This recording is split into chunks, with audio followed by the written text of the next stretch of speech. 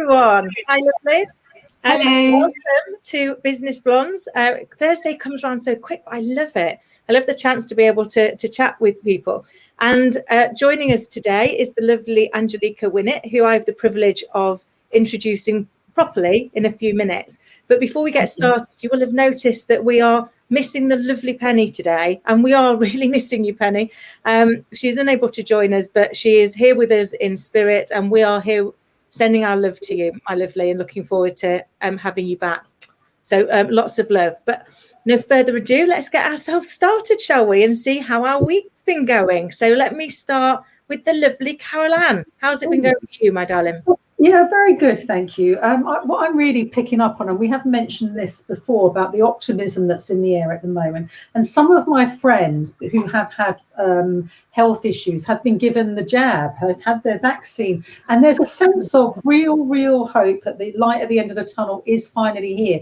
And Boris and the powers that be are letting slip. There is some good news coming our way, and we need to hear more of that. And I think there is actually an end in sight now. And I just love that feeling. And the bulbs are coming through the ground, and it's a sort of a lovely, finally, we're coming out of this dreadful tunnel. So I'm just noticing that with my clients, but generally in the air, although it's very grey outside, it's certainly kind of, there's an air of spring about it, and hope and optimism are there. So I'm just kind of relishing that at the moment.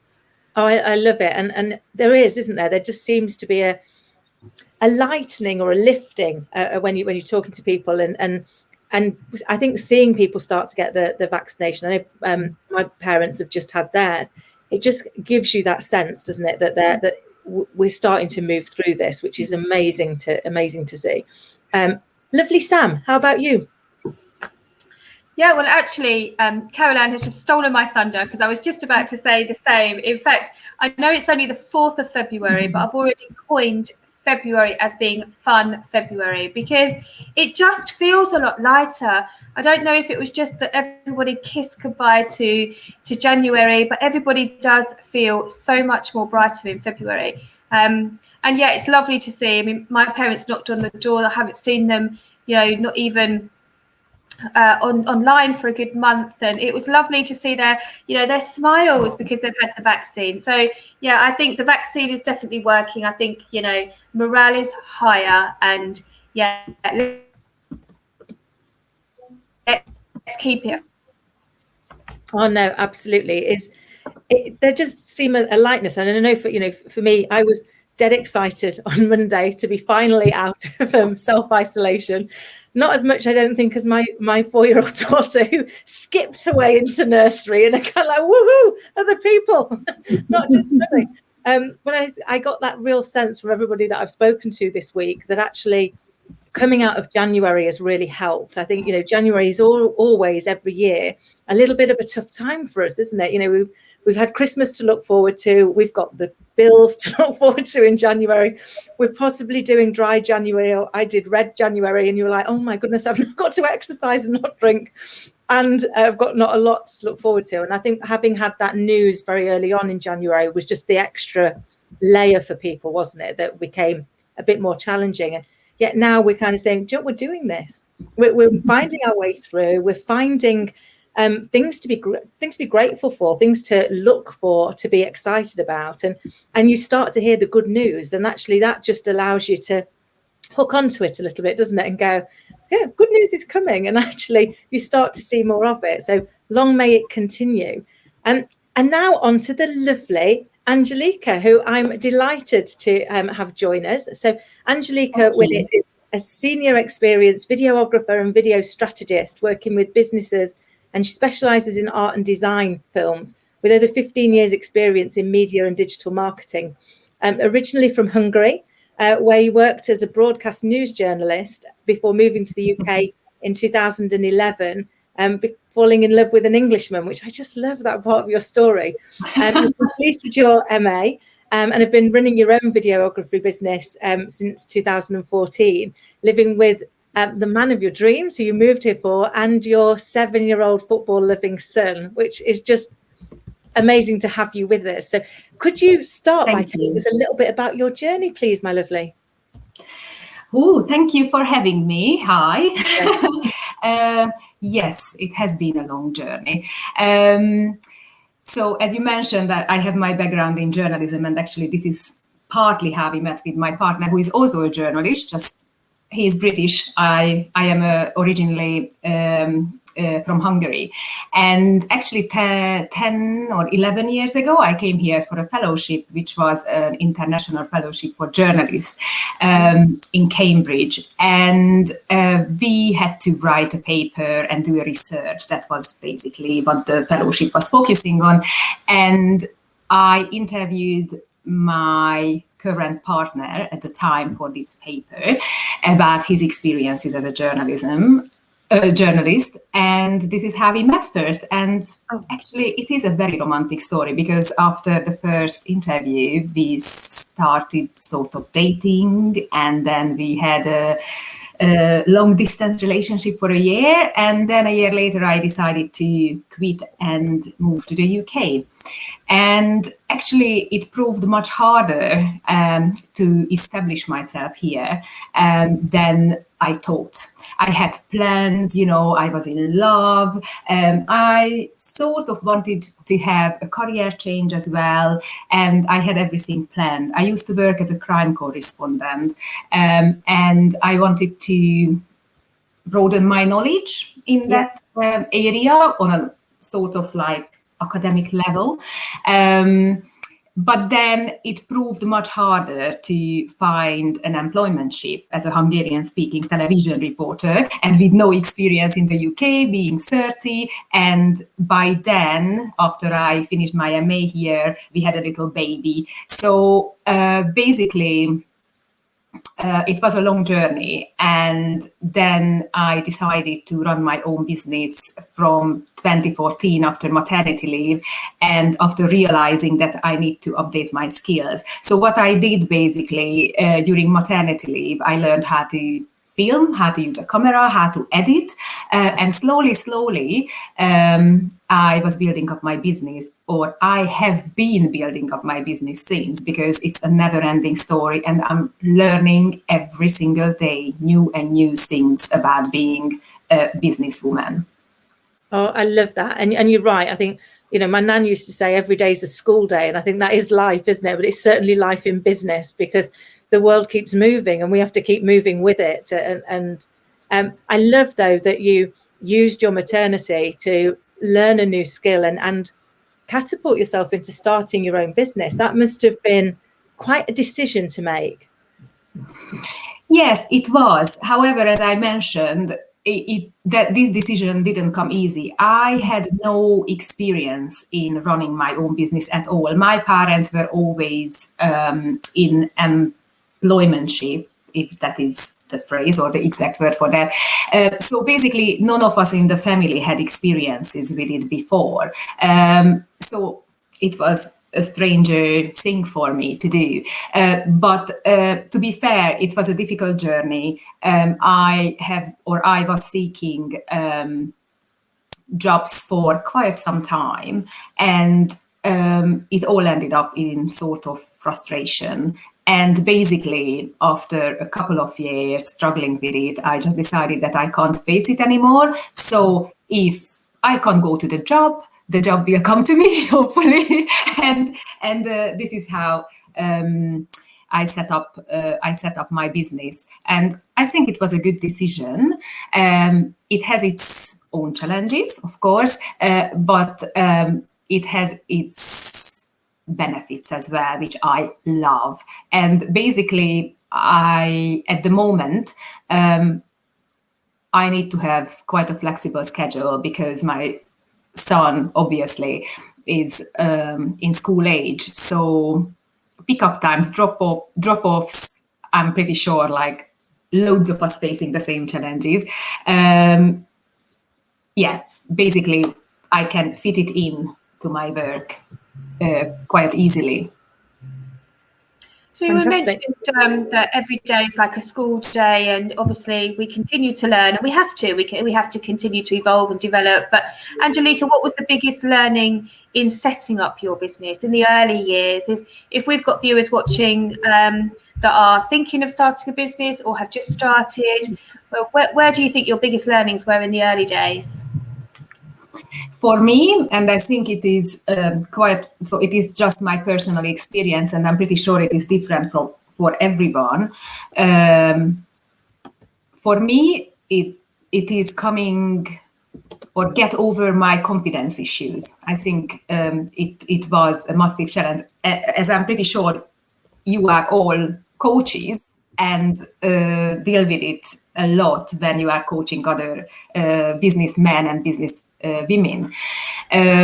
Also, I think adding to this, my native language is Hungarian, so I'm not native English, and coming over this anxiety or burden of the language and not speaking it perfectly, I think it took away quite a time from me, and I just needed to realize after a while that, you know, there are loads of other people who do the same and they are not bothered by it, because your expertise can still show, even if you don't speak the language properly, but or perfectly, not properly, because hopefully I speak it quite properly, but not perfectly, obviously. But also I build up experience in this as well. I have been living here for 10 years, so it is quite a difference between my ability to speak English now and then, especially just to go out and do public speaking and all that. But then this confidence issue hindered me from going public as well. So I haven't been present on social media for a while, for quite a long time at the beginning. So slowly, I needed to gather strength and courage to do that. And even now, and even before this interview, I told you that I'm quite nervous about it. But yeah, for me, that was the biggest challenge, actually. And then there are the small annoyances of the everyday life, loads of admin, dealing with the practicalities, and all that. And the other thing is that I always find that I don't have enough time to finish or actually just start things or do things properly. So sometimes I need to get back to work in the evening, but I'm sure that loads of us do that as well. My long-term aim is to get the evening and weekends work out of my schedule and do everything properly during the working hours. Well, Angelika, you say that you suffered with confidence issues, but English isn't your first language. You've come from another country, or in one of the most competitive countries in the world. You're doing really, really well. Thank you. And confidence and courage in business is the absolute engine that drives a business. So at the moment, everyone's a superstar, everyone can be a broadcaster, everyone's got one of these. So what tips would you say, because it always is all about courage and confidence and using this for your business, what tips would you share with us and our listeners and our viewers on how to just get over the self-consciousness and fear of making your own little videos? Obviously, if they'd come to you for a professional one, but how would you suggest an entry point for people who are worried about how they look, how they sound, what they're saying?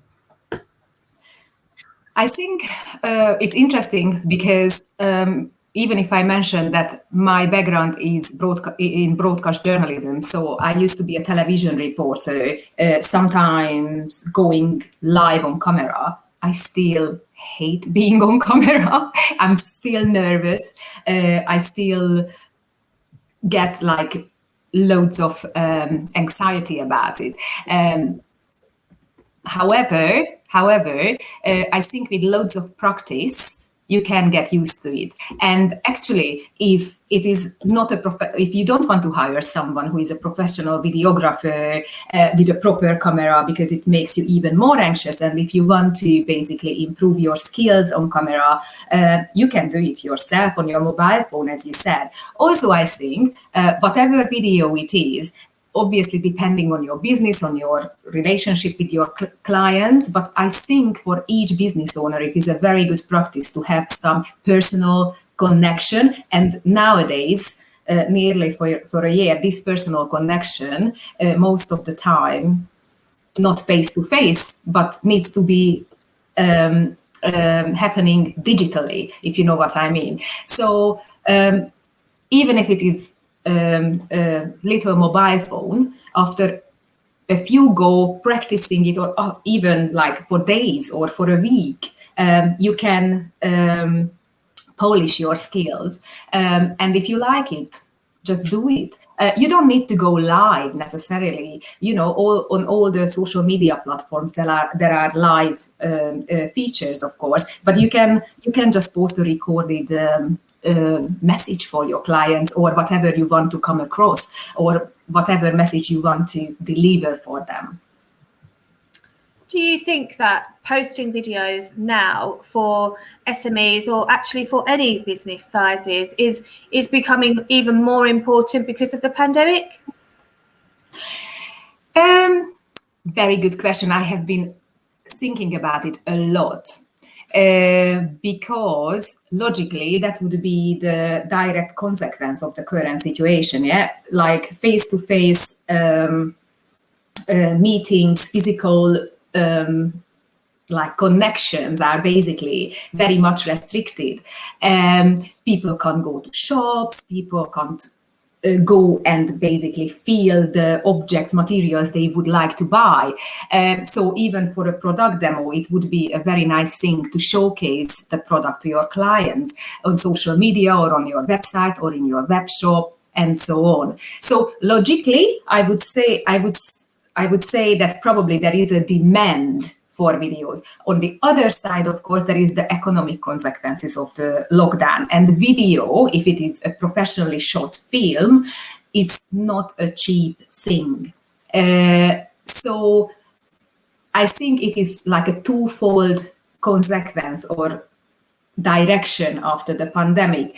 Some businesses invest more because it is vital for them to show and the product to their clients, and get engaged with the clients, and just keep that loyalty, and so on. On the other hand, of course, there will be budget restrictions, so you will need to see what is more beneficial for your business. I just have some very fresh statistics in front of me. It's from a company called Withowl, and it is basically another major film production company, and they publish their statistics every year. And they dedicated a chapter in their latest statistics for the pandemic and how businesses started using the videos. What is interesting, like 40% of marketers say their plans around video marketing have been or are being affected by the coronavirus pandemic. Out of those people, 74% say the pandemic made them more likely to use video, while 26% say it became less likely. So can you see, this is the twofold consequence of the current situation. However, I think if you read through the details in the statistics, it is still overwhelmingly going towards the way businesses are likely to use more videos in their marketing. Actually, these are the statistics. My personal experience, it's really interesting to see what sort of videos and inquiries, or what inquiries come into me for what sort of videos. I can see an increase in tutorial videos, for the demand for online workshops, taking everything which happened face to face online. I can give you an example from my personal life and from my business life as well. So, for example, I have a friend who is a Pilates teacher. They live in the neighborhood and our kids are at the same school. And she has been providing free Zoom classes during the first lockdown. So we couldn't believe it. Like every Tuesday and Thursday evening, she was live and we could join in for free. And then after that, she started thinking that actually, what if it happens again? And slowly, she took her business model to a totally online-based, video-based Pilates membership business, basically.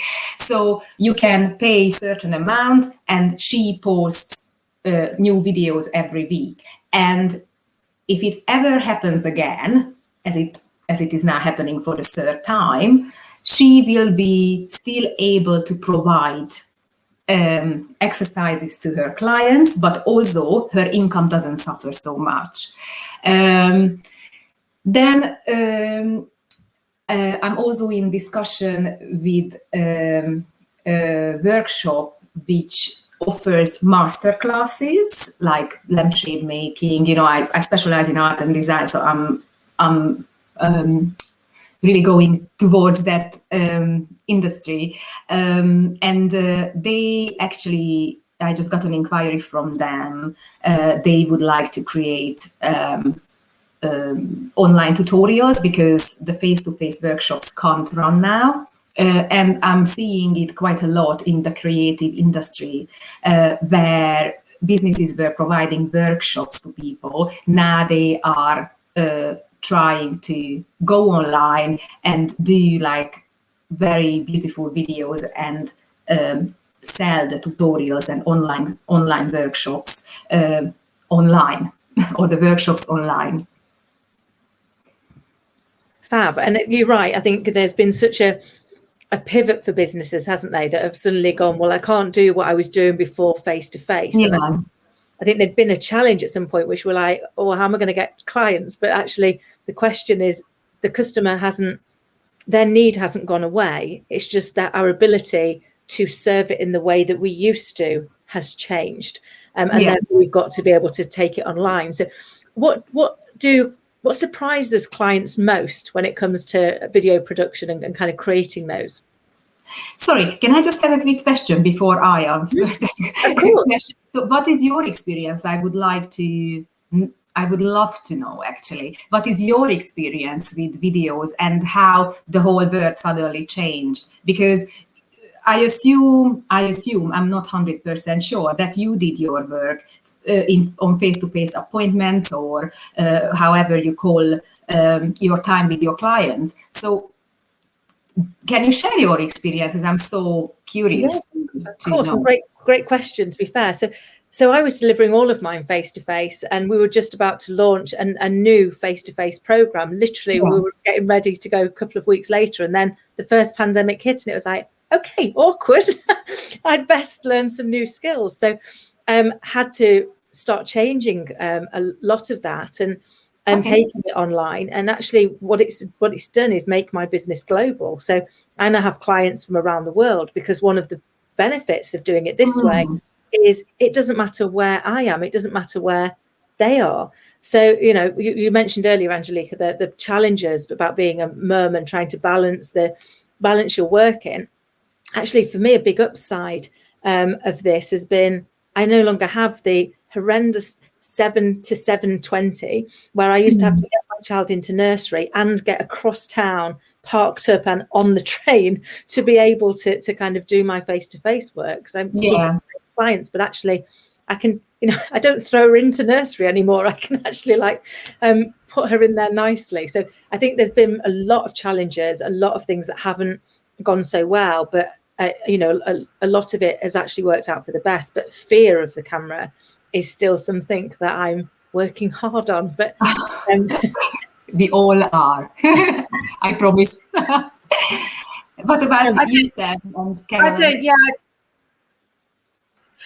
I don't think you're alone, Kim. I think, we always refer to you as our tech nerd because you just embrace technology really well anyway. Whereas, I've always been a bit of a technophobe. So what the last year has done to me is actually given me more confidence to embrace technology. And now this is just the new norm. You're right. I used to coach face-to-face for 8 hours a day. Now I coach remotely for 8 hours a day. And I think what it's taught me more than anything, actually, which is nothing to do with video, but more about my own paradigms, is I'm a bit of a perfectionist when it comes to business. So what it has done, it's made me relax because, I'm at home. I mean, I've got builders here at the minute. I've got 2 children. I've got a dog. And, when I'm doing this, I don't want anything to get in the way. And of course it does. So it's made me have to relax and just, because we're all in the same boat, it's accepted. But actually, people are a lot more forgiving than I allow for. So it's taught me that about the way that I do business, which is really interesting. But like you said, I'm no longer fearful of the camera. In fact, I challenge myself with putting a video up every single day, and I just use this. And I just point it at myself, and I no longer care that I've got hair out of place or maybe I haven't got my makeup on. I just go for it. So it has absolutely transformed my thinking towards business. Interesting, fantastic. It's so fascinating to hear anyway how confident you became after practicing it or being forced to practice it all the time. Interesting. And Caroline, you've really transformed your business to online. So could you perhaps share that with us? Yeah, well, the coaching academy I have is usually in person, but last year we did it online, and we had 2 people in Africa and 1 person in Greece on the call, which I wouldn't be able to have had if I'd had it in the classroom in person. And also it does make it more convenient for everyone. You're not traveling. Also, this was my great investment, one of these little clicker things. So if you've got if you want to do a little film, you can put your telephone, your mobile on a little tripod. You've got this clicker, so you can do take after take after take without that big hand coming up to switch off all the time, which is so annoying. And yes, 22 takes to do a 1-minute film. Who cares? Who knows? I'm doing it. So this has been a great godsend. And also we've all got lockdown hair. We all look. Stop obsessing about how you look. Just do it. Progress beats perfectionism every time. Oh, I love it. Lovely. I can't believe the time because we're nearly out of it. It's been such an sorry. No, it's been I've learned so much. It's been fascinating. I just can't believe we've nearly got to the end. So what I want to be able to do is ensure that we leave with a takeaway. So could you share with us your tip, please, Angelika, for people in business right now? Yes, I would like to refer back to what we said about being on camera on a mobile phone or with a proper camera. I think the most important thing at the moment, just focus on your clients and give back anything you can to them. As you mentioned, we are all in the same boat. And I think businesses also need to be grateful for having clients, and also clients need to be grateful that they have amazing services around them. So to get that engagement with them, to keep them loyal and thank for them, I think if you focus just on this, on your next video or in your next video or video next video, I think you do an amazing job. Oh, brilliant. Thank you. So much we've taken away from it. Sam, my lovely, could I come to you next for your top tip? Yeah, I'll carry on the same theme. I think feel the fear and do it anyway. Nobody's judging you. We're all in the same boat, as Caroline and Angelika have just said. We're not seeking perfection. In fact, what we love is the flaws. We love seeing the people behind the brands. We love being, what this pandemic and all of this remote videos has given us as an insight into people's worlds, not into their perfection. So feel the fear, do it anyway, and have fun. February is about fun. I love it. I love it. Great advice. And I also love, Caroline, you always say, you know, progress beats perfection every time. And I just love that as a mantra. But I'm going to come to you for your top tip too, please. Well, the simple phrase, "Are you beach body ready?" strikes a dagger of fear into every woman's heart. But I would say, are you lockdown lifting ready with your business? Because we're coming to the end of it. What are you going to do when you come flying out of the tunnel? So start thinking about that. When we are able to meet again, start being ready for that. So be lockdown lifting ready, not beach body ready, but lockdown lifting ready for your business. I love that. Well, great thought. Is actually, you know, we are coming out, and we know, you know, the Beachbody bit does fill us all with dread, but actually at the end of it, the bit that we've got is the amazing holiday. And actually, you know, we've had a long time of being in this darkness, and thinking about lifting our way out of it and stepping back into the light, I think it was just an amazing way to hopefully finish up our first episode in Fun February. Angelika, it's been an absolute joy to talk to you. Thank you so much. I'm so grateful. Thank you. We are too. Ladies, it's a delight as always. Thank you to everybody who is watching us. If you would like to be here and be in Angelika's chair, then please do get in touch at www.businessblondes.tv. And we will look forward to seeing you all next week. In the interim, have an amazing Fun February. Take care. Bye.